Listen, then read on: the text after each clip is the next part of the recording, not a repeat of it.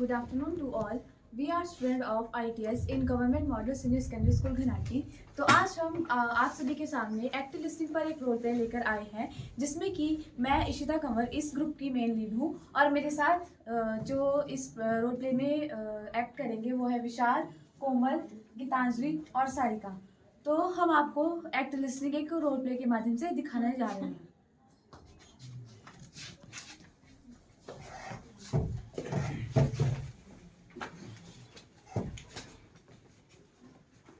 Good afternoon, ma'am. Good afternoon, sit down. तो students, हमारा कल का सेशन भी एक्टिव लिसनिंग पे था और आज का भी हमारा जो सेशन होगा वो एक्टिव लिसनिंग पे होगा, इसलिए ध्यान से मेरी बातों को सुनेंगे। अगर कोई डाउट्स होंगे तो वो मेरे से क्लियर करवा देंगे। तो एक्टिव लिसनिंग से पहले तो एक्टिव लिसनिंग क्या होती है? एक्टिव लिसनिंग होती है कि ये एक ऐसी कला है जिसमें कि हम सामने वाले की बातों को ध्यानपूर्वक सुनते हैं, समझते हैं और सामने वाले के जो बातों का जवाब देते हैं, जिससे कि सामने वाले पर अच्छा इम्पैक्ट पड़ता है।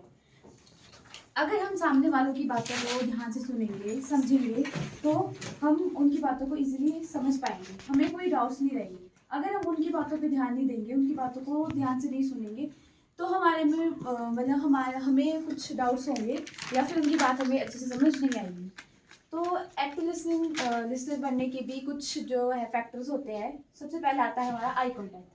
आई कॉन्टैक्ट में अगर कोई आपसे कम्युनिकेट कर रहा है तो उस टाइम आपका आई कॉन्टैक्ट होना ज़रूरी होता है।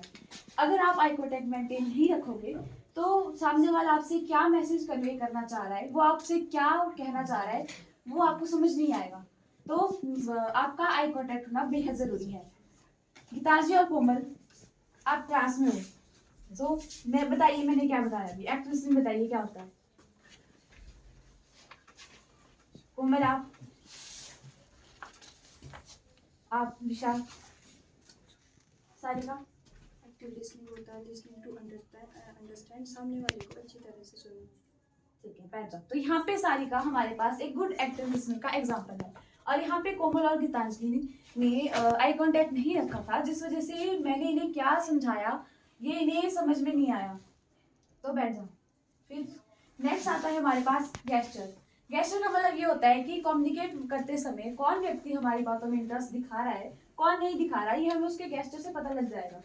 कोई अगर सही ढंग से नहीं बैठा है और हम सिर्फ बातें कहे जा रहे हैं, वो नहीं मतलब सुन तो रहा है पर उसके गेस्चर से हमें पता चल रहा है कि वो हमारी बातों पे इंटरेस्ट नहीं दिखा रहा है। अब यहाँ पे कि कोमल और गीतांजलि का गेस्चर देख के लग रहा है कि ये मेरी बातों में इंटरेस्ट नहीं दिखा रहे, जबकि सारिका एक गुड गेस्चर में बैठी हुई है। जिस तरीके से एक एक्टिव लिसनर को बैठना मतलब जो कि सामने वाले की बातों को अंडरस्टैंड कर रहा है, जो कि इंटरेस्ट दिखा रहा है सामने वाले की बातों को सुनने में, तो ये उसके गेस्चर से पता चल रहा है।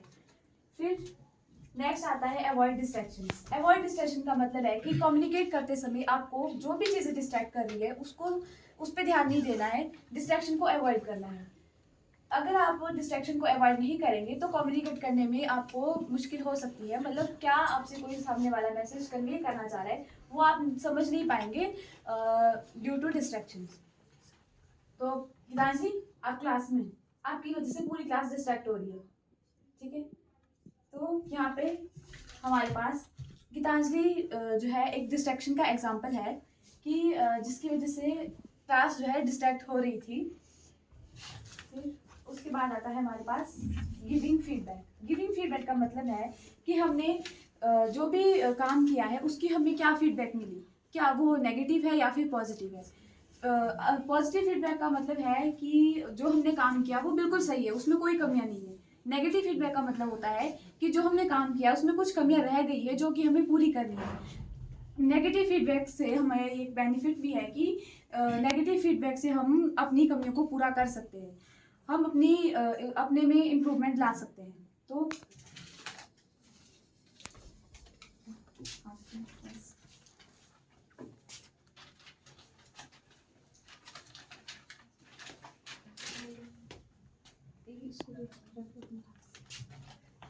यहाँ पे हमारे पास हमने जो एक मतलब टेस्ट लिया था उसमें सबसे बेस्ट परफॉर्म किया है सारिका ने, और बाकी कोमल, गीतांजलि और विशाल की इम्प्रूवमेंट सही नहीं है।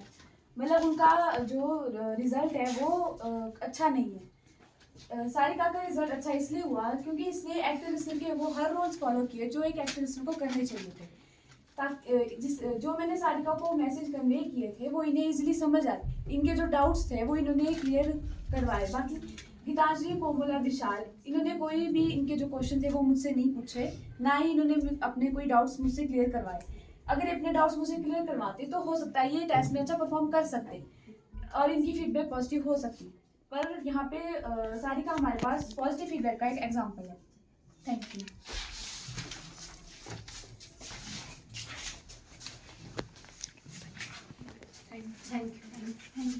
जो हम इस रोल प्ले के माध्यम से आपको सिखाने आए थे वो आपको समझ आया होगा। आपको एक्टिव लिसनर कैसे बनना है या फिर एक्टिव लिसनिंग क्या होता है वो भी आपको समझ आया होगा। Thank you.